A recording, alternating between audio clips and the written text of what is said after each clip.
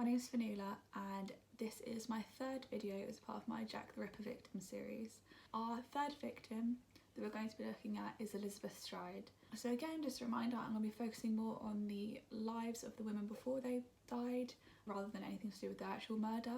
I'll mention kind of where they were found and things about after they died, about if there was any kind of public reaction or funerals and things like that.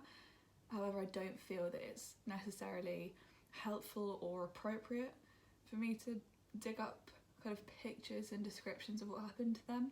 And that's another thing I wanted to mention as well. If you were interested in any of these cases and you did want to look for yourself at any of them, like on Google and stuff like that, just be warned that there are quite a lot of graphic images that come up, especially for the kind of last few victims that we'll go on to, but there's a lot of photos of them after they died or kind of mutilation that had happened to their bodies. So it's just as a kind of trigger warning sort of thing. So we'll begin with Elizabeth. Elizabeth was born on the 27th of November 1843 in Sweden. She was born Elizabeth Gustafsdotter. She was born on a farm in Sweden called Stora Tumlehed. If I'm saying it wrong, I've tried. And that was in the Torslanda parish. Elizabeth was the second of 4 children, having one older sister and 2 little brothers. In March 1865, Elizabeth was 22 and was a single pregnant woman. She was registered in Sweden with the police as female prostitute number 97. Her daughter was born 2 months premature and sadly was born stillborn. There was a lot of stigma around having children outside of marriage, or having sex outside of marriage, so Elizabeth decided to move away from the area altogether to start fresh. In October to November 1865, Elizabeth was treated for venereal disease in a hospital, which is a sexually transmitted disease. This caused sores to open up and appear around the genitals, so she needed to be hospitalised to treat these. Liz then, after this, moved to London as an unmarried single woman to begin a fresh life. On July 10th, 1866, Elizabeth moved to London. Elizabeth registered in the Swedish parish church in Prince's Square, St George in the East, which is the London Borough of Tower Hamlets. Elizabeth then changed her name to the anglicised version of her name, with a Z instead of an S. On Sunday, March 7th, 1869, Elizabeth married her husband, John Thomas William Stride, who was 22 years her elder. The couple lived in East India Dock in Poplar. The couple ran a coffee shop in Crisp Street in Poplar in 1870.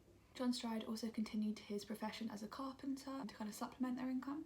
They moved themselves and the business to 178 Poplar High Street on the 2nd of April 1871. There's not much information on the relationship between them up until March 1877, where Liz Stride was admitted to Poplar Workhouse, which indicates at some point that their relationship had broken down. However, they were recorded living together in the 1881 census, so it seems to be a turbulent relationship where they were and weren't together quite frequently, but we know definitely that she was living with John Stride at the time of the census.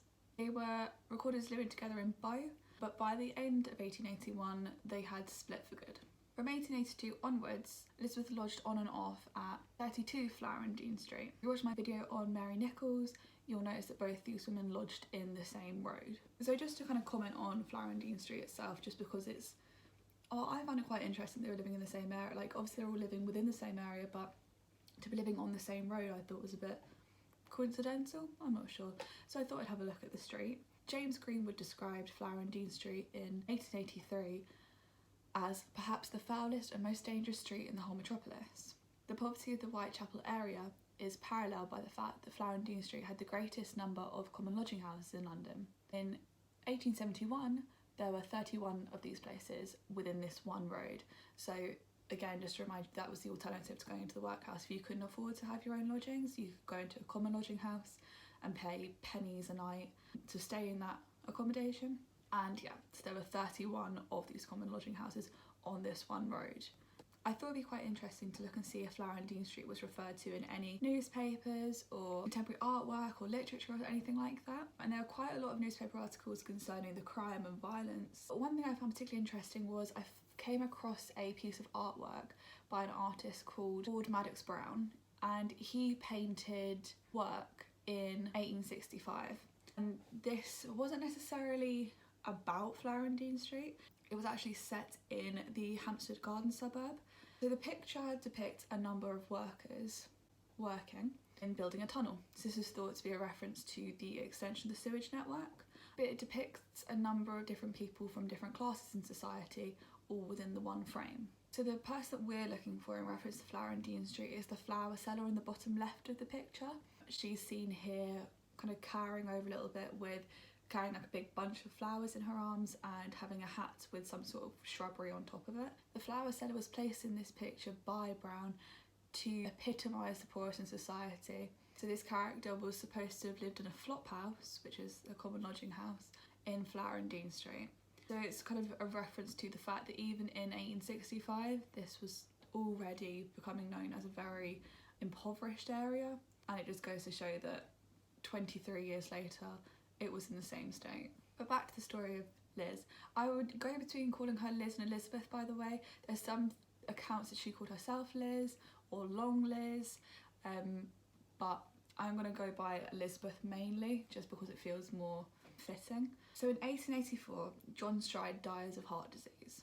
I found it a bit weird, obviously, because a lot of the previous women were depending on their husbands for financial support once they'd separated. However, with Elizabeth, there was no reference to her receiving any money from her husband, so it could be thought that she didn't necessarily need it if she was creating her own income. So it doesn't seem that she had that strong a reaction as, say, previous people in reference to their partners dying. Unusually, Elizabeth reported that her children and husband died in the sinking of the SS Princess Alice in 1878. If you have watched Ripper Street, Matilda goes missing after a ship crashed on the Thames, and this is the reference to the SS Princess Alice colliding with a steamship.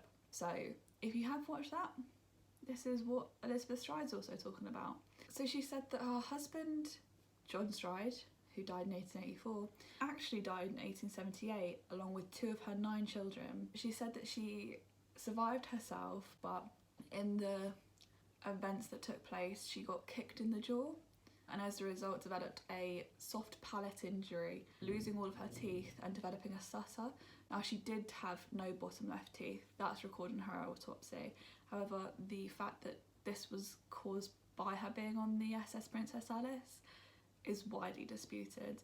They're not sure why she had no teeth, but it definitely wasn't because she was on that, or at least the fact that she could have been on it, but the fact that she gave in accordance to, her children had died but she had no living children, as her one child that she conceived died quite a long time before the SS Princess Alice sunk, as well as the fact that her husband was still alive for a further 6 years after the SS Princess Alice sunk. It just goes to show that maybe she wasn't quite telling the truth about that. In September 1878, Elizabeth approached Sven Olsson, a clerk of the Swedish parish church that she had previously registered with when she first arrived in London. She advised him of the losses she'd suffered through her 2 children and her husband, supposedly dying on the SS Princess Alice, and Sven organised for her to receive financial compensation and support through the church. Sven noted that Elizabeth was of poor health at the time that she approached him and looked very thin and ill, so it was more the fact that he recognised she needed assistance rather than the story that she provided being the main reason that she received financial aid from the Swedish church. Elizabeth began a new relationship in 1885 with a man called Michael Kidney. Stride and Kidney had a very tumultuous relationship again. They were constantly getting together and breaking up throughout the course of their relationship over the 3 years. On the 26th of September 1888, following an argument between the two, Elizabeth moved in to a common lodging house at 32 Flower and Dean Street. She would be murdered 4 days after she arrived at this location. On the day before her death, Elizabeth was known to have cleaned 2 rooms at the lodging house to earn some money. She was paid 6p for this. At 6:30, Elizabeth and the housekeeper, Elizabeth Tanner, briefly visited the Queen's Head pub on Commercial Street before Stride returned alone to the lodging house. There are multiple eyewitness accounts which give accounts of the last person seen with Elizabeth Stride. There are 3 main descriptions that people gave of what he looked like. So the first description was a man wearing a bowler hat, the second was wearing a peaked cap, and the third was wearing a hard felt hat.